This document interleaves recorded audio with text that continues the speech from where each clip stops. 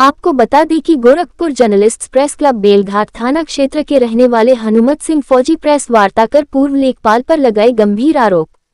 Press वार्ता के दौरान हनुमत सिंह फौजी ने बताया कि कुछ वर्ष पूर्व हम लोग 1760 वर्ग फुट जमीन बैनामा बग्गो थाना रामगढ़ में कराया था कुछ करार, बस हम लोग वहां पर मकान नहीं बना सके। लेकिन एक वर्ष बाद जब हम लोग दोबारा प्लांट पर गए वहां पर मकान बन चुका था। पता करने पर मालूम हुआ कि रिटायर्ड लेखपाल के द्वारा कोर्ट रचित तरीके से जमीन को रजिस्ट्री कराया गया है, जिसकी शिकायत करने पर वह समझौता करने को तैयार होगा, लेकिन हमें हमारा पैसा देने के लिए टालमटोल कर रहे हैं। आज फिर हम थाना अध्यक्ष रामगढ़ लाल चौकी प्रभारी पुलिस अधीक्षक से मुलाकात की, अभी वह टाइम दे रहे हैं। हमें आशंका है वह मकान 70 लाख रुपए में किसी और को बेच रहे हैं। जब हमने बात की तो हमसे 80 लाख रुपए की मांग कर रहे हैं और हमारी रजिस्ट्री का पैसा नहीं दे रहे। इनकी पैसा देने की मंशा नहीं है। हम प्रेस वार्ता के माध्यम से मांग करते हैं कि उसे व्यक्ति पर कार्रवाई करते हुए हमें हमारा मुनासिब पैसा हमें वापस कराया जाए या हमारी जमीन हमें दिलाई जाए। सबसे पहले आप अपना नाम बताइए, किस थाने से रिलेटेड है? मेरा नाम हनुमत सिंह, थाना बेलघाट, ग्राम मकरहा। प्रेस वार्ता करने का क्या उद्देश्य है? प्रेस वार्ता करने का उद्देश्य है मेरी ज़मीन पे गैर कानूनी तरीके से किसी ने घर बनवा लिया है, इसलिए प्रेस वार्ता करना पड़ रहा मुझे। आपकी ज़मीन कहाँ है और कितनी है? हमारी ज़मीन बड़गो में है, 1760 स्क्वायर फीट है। कौन कब्जा कर रहा है? कब्जा किए हैं प्रेम शंकर, कृपा शंकर, लाल देवी पत्नी कृपा शंकर, रिटायर्ड लेखपाल हैं।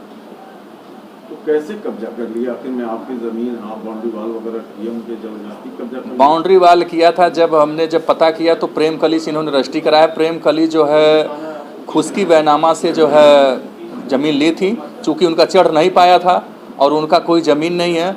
लेकिन जो हमारी ज़मीन 44/40 था, इन्होंने 44/39.63 करके 1744 स्क्वायर फीट कर दिया 1760 के।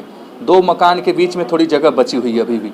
कैसे आपको पता चला कि आपकी ज़मीन कब्जा किया गया? जुलाई में हम गए देखने के लिए तो वहाँ मकान बना हुआ था। अच्छा, कब आप अपनी ज़मीन कब लिए थे?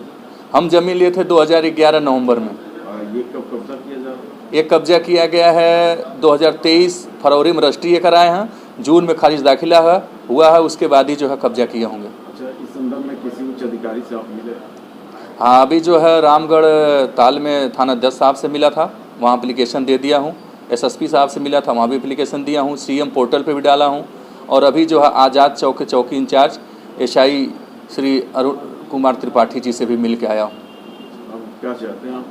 हम चाहते हैं वो या तो हमें पैसा दें हमारी ज़मीन का, हम उनको रजिस्ट्री कर देंगे, नहीं तो अपना घर दें, हम उनको पैसा देंगे। ज़मीन तो हमारी है ही।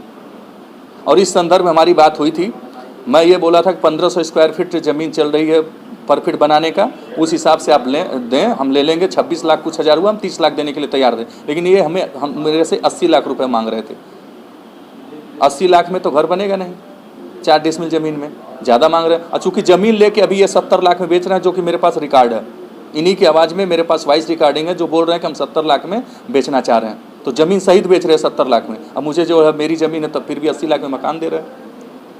मतलब वो फर्जी ज़मीन पे मकान भी बना लिया? हाँ, फर्जी तरीके से रजिस्ट्री करा के कम पैसे में 420 करके उन्होंने ज़मीन रजिस्ट्री की। और 1 साल के अंदर हमें, चूँकि मैं फोर्स में हूँ, बीएसएफ में हूँ, तो मुझे छुट्टी नहीं मिली चुनाव के कारण। जब छुट्टी मिली तो मेरी माताजी डेथ हो गई थी, उसमें मैं फंस गया, ज़मीन देख नहीं पाया। जब 1 साल बाद देखने आया तो उस पर घर बना हुआ था। स्थानीय पुलिस का क्या रोल है इसमें?